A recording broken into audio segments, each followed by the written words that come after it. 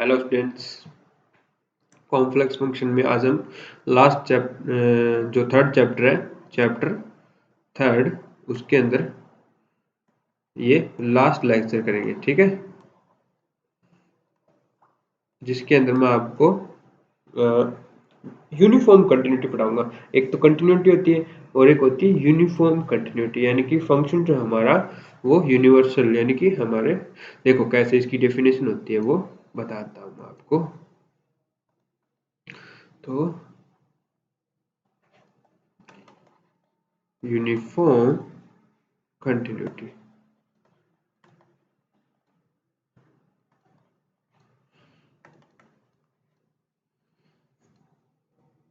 तो देखिए कोई भी function f is said to be uniform continuous in domain D, f be a function that is called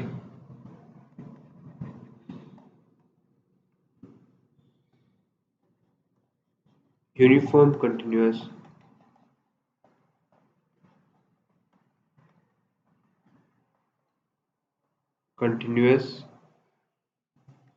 in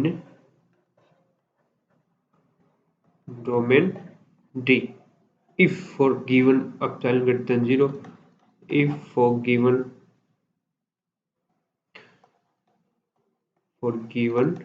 any epsilon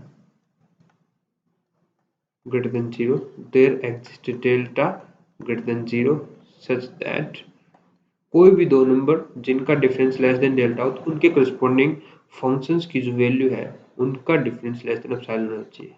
F of x1 minus F of x2 या z1, sorry यहाँ पे complex में पढ़ रहे तो z1 is less then epsilon when z1 minus z2 का जो difference का जो मोड है वो लेस देन डेल्टा होना चाहिए। यानी कि डी में से कोई भी दो नंबर जिनका डिफरेंस का जो मोड लोगे वो अगर लेस देन डेल्टा आ रहा है तो उनके करस्पॉन्डिंग जो फंक्शंस की वैल्यूज का जो डिफरेंस है वो लेस देन एप्सिलॉन आना चाहिए। तब हम बोलते हैं हमारा फंक्शन क्या है, यूनिफॉर्म कंटिन्यूअस है। कंटिन्यूटी में कंडीशन होती थी यहाँ पे कोई एक फिक्स पॉइंट होता है जैसे जेड नोट है ना, तब हम बोलते हैं कि हमारा फंक्शन है सिर्फ जेड नोट के अराउंड कंटिन्यूस है ना। लेकिन यहाँ पे क्या बोलते हैं, उसमें क्या लेते हैं, डिफरेंस क्या है, जेड नोट से और जेड का डिफरेंस लेते हैं। यहाँ पर हम लेते हैं यूनिवर्सल कोई भी दो पॉइंट का डिफरेंस जो लेस देन डेल्टा हो, उनके करस्पॉन्डिंग हमारे फंक्शंस के जो वैल्यूज है उनका डिफरेंस लेस देन एप्सिलॉन आ जाना चाहिए। अगर ऐसा आ रहा है तो हमारा यूनिफॉर्म कंटिन्यूस है, अदरवाइज नहीं है। आ रही है समझ में? ओके, नेक्स्ट इसके ऊपर एक एग्जांपल लेता हूं मैं, तब आपको बेटर समझ में आएगा। देखो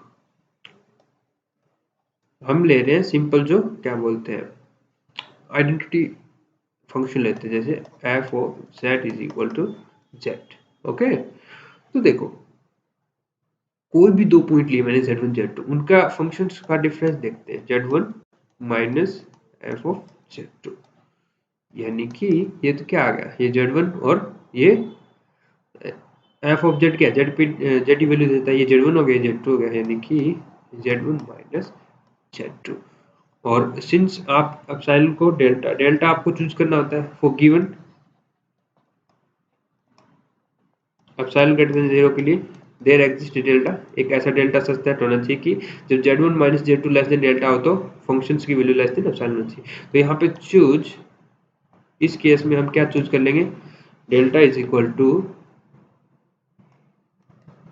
एप्सिलॉन चूज कर लिया। तो यानी कि जब z1 minus z2 less than delta है तो ये डेल्टा एप्सिलॉन की इक्वल है, मतलब ये लेस देन एप्सिलॉन लिख सकते हैं इससे ना। तब जब z1 minus z2 less than delta है तो हमारा f of z1 minus f of z2 यानी कि ये लेस देन एप्सिलॉन होगा। इसका मतलब f of z is equal to z is a uniform continuous on C। C में से कोई भी नंबर उठाओगे तो भी काम कर रही है। ऐसे इनका डोमेन बाउंड भी हो जाता है, मतलब कि हमें ऐसे भी हो जाता है कि इतने इतने डोमेन में तो ये यूनिफॉर्म कंटिन्यूस है और इससे बाहर जाओगे तो वो यूनिफॉर्म कंटिन्यूस नहीं रहेगा। ओके, इसके बाद देखते हैं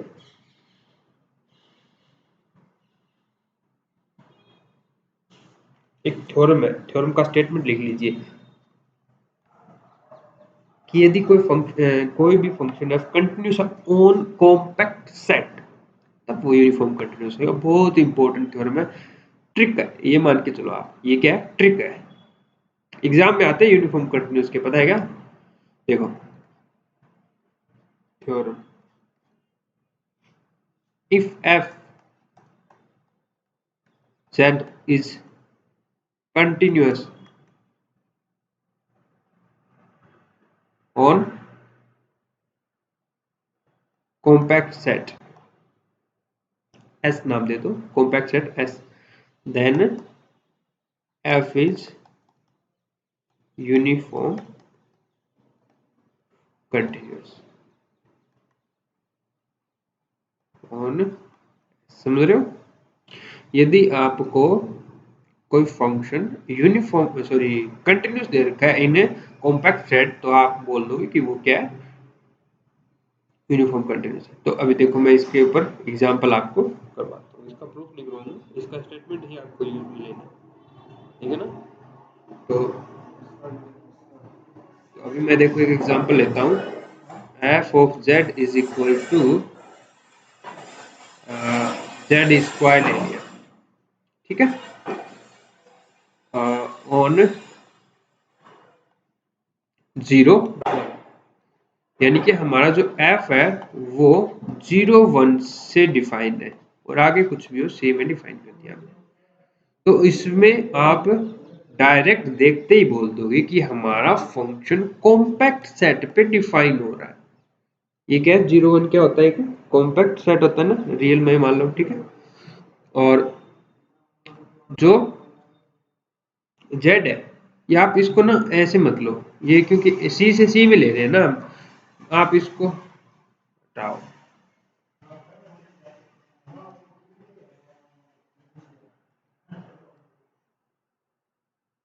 आप ना यहाँ पे एक सर्कल लो, क्या सर्कल कैसे डिनोट करते हैं, जेड का mod is less than equal to 1।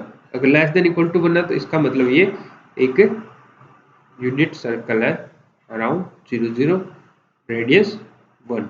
और सिंस ये देखो इक्वलिटी लगी है तो इसका मतलब बाउंड्री पॉइंट भी आ रहा है। अब कोई सर्कल में बाउंड्री भी आ रही है और वो खुद भी आ रहा है, तो ये पूरा क्या हो गया, क्लोज्ड हो गया। तो जो हमारा एफ है, इसको नाम दे दो कोई भी, मतलब सेट एस दे दिया नाम इसको, ठीक है। तो एस से सी में फंक्शन है और ये देखो जेड स्क्वायर है, तो ये फंक्शन क्या होता है, कंटिन्यूस होता है। कंटिन्यूस होने क्लोज्ड बाउंडेड, यानी कि कॉम्पैक्ट सेट पे अगर कंटिन्यूस है तो वो क्या हो गया, यूनिफॉर्म कंटिन्यूस हो गया, ठीक है। ऐसे मैं एक एग्जांपल और दूंगा आपको,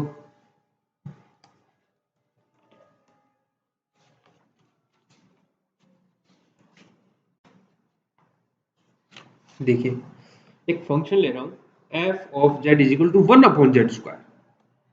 F is a function 1 upon z square, यानी जेड स्क्वायर था उसका रेसिप्रोकल ले लिया। तो ये देखो, ये अब की बार उसमें यूनिफॉर्म कंटिन्यूस नहीं है, is not uniform continuous on closed interval, sorry sorry sorry closed interval नहीं, जो सर्कल लिया था हमने, mod z is less than equal to 1। और ये है ना यूनिफॉर्म कंटिन्यूस हो जाएगा, is uniform continuous in on 1/2 से 1 के बीच में। कैसे, ये देखो ये फंक्शन 0 पे कंटिन्यूस नहीं है, 0 जैसे आएगा ये फंक्शन इन्फिनिटी की तरफ भाग जाएगा, लिमिट एग्जिस्ट नहीं करेगी, समझ रहे हो? इस फंक्शन की 0 पे लिमिट एग्जिस्ट नहीं करती, इसलिए ये फंक्शन कंटिन्यूस नहीं है, नॉट कंटिन्यूस एट 0, ठीक है। अब कोई फंक्शन जीरो पे कंटिन्यूस नहीं है तो हम उसके यूनिफॉर्म कंटिन्यूस की तो बात ही नहीं कर सकते, ठीक है। तो यूनिफॉर्म कंटिन्यूस होने के लिए मस्ट कंडीशन है कि वो कंटिन्यूस होना चाहिए। अब कंटिन्यूस ही नहीं है तो यूनिफॉर्म कंटिन्यूस होने के कोई चांस नहीं है, तो वो यूनिफॉर्म कंटिन्यूस कभी नहीं होगा, नेवर। ओके, ठीक है। तो अब सिंस देखो ये जो हमने डोमेन लिया था कॉम्पैक्ट सेट जिसका मॉडुलस यानी कि ये सर्कल लिया था हमने जीरो के राउंड, जीरो के राउंड यानी कि जीरो आ रहा था इसमें, तो ये प्रॉब्लम कर रहा था यानी कि फंक्शन जीरो पे कंटिन्यूस नहीं है, इसलिए इसे डोमेन में वो यूनिफॉर्म कंटिन्यूस नहीं होगा। अब बात करते हैं इस वाले की, ये क्या है, इसका मतलब मोड जेड जो है वो लेस देन तो होना चाहिए वन, यानी कि लेस देन होना चाहिए ये वाले सर्कल से जेड की वैल्यूज, और greater than one by two, यानी कि आप यहाँ पे वन बाई टू रेडियस का एक सर्कल बनाओ, ये रहा वन बाई टू रेडियस का सर्कल है, ठीक है। तो इससे बाहर, इससे तो ये वाला एरिया, ठीक है, ये वाला एरिया जो रिप्रेजेंट कर रहा है वो कौन कर रहा है, ये वाला डोमेन कर रहा है। ये वाला डोमेन क्या है, ये वाला एरिया। अब देखो यहाँ पे जीरो को स्किप कर दिया हमने, हटा दिया, अवॉइड कर दिया, है ना। ये जीरो हमारे डोमेन के अंदर नहीं है, डोमेन में सिर्फ ये वाले पॉइंट है, ये वाले पॉइंट, और इन वाले पॉइंट पे हमारा फंक्शन कंटिन्यूस है, ओनली जीरो पे प्रॉब्लम आ रही थी। तो अगर इसमें, और ये कॉम्पैक्ट है बिकॉज ये वाली बाउंड्री भी हमने इंक्लूड कर रखी है और ये ऊपर वाली भी बाउंड्री हमने इंक्लूड कर दी है, तो ये एक कॉम्पैक्ट सेट है।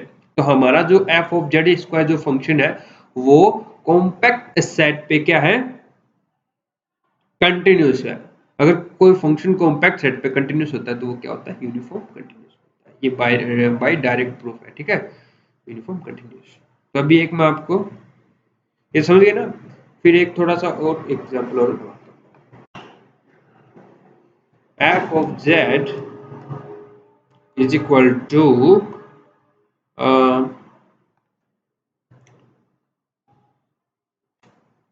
जैसे वन बाई जेड, तो वही सेम लॉजिक लगा के आप बोल दोगे कंटिन्यूस ही नहीं है तो फिर क्या है, यूनिफॉर्म कंटिन्यूस। तो वन बाई जेड है मान लो, ठीक है, वन बाई जेड ऑन आप देख रहे हो सी, देखो f of z is equal to z हमारा क्या था, यूनिफॉर्म कंटिन्यूस था।